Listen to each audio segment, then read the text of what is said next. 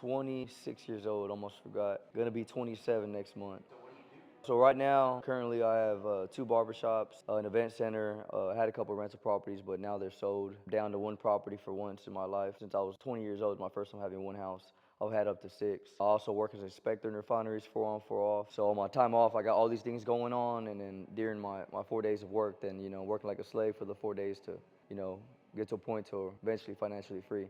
My goal was to achieve that by 25, because I had this mindset when I was 17, but, it don't always go the way you plan it. So now we're just pushing to do it before 30. Well, it all started, I think, whenever I was 17. So when I was 17, I was in a lower income area. I wanted to change my life. I didn't like my circumstances. And two books I had read that really changed my life was Think and Grow Rich and Rich Dad Poor Dad.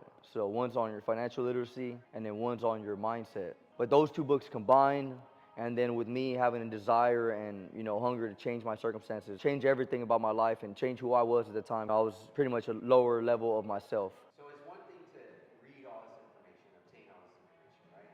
Yeah. But it's another thing to actually act upon the information that you do absorb. How did you go about doing that?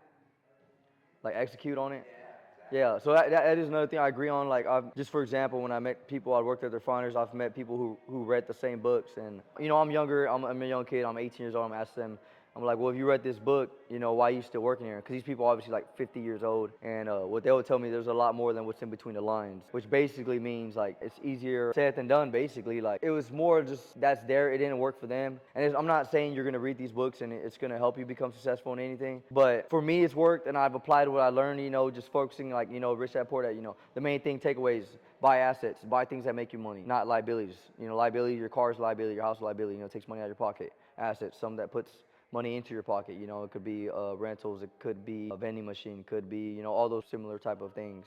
So it started with me working at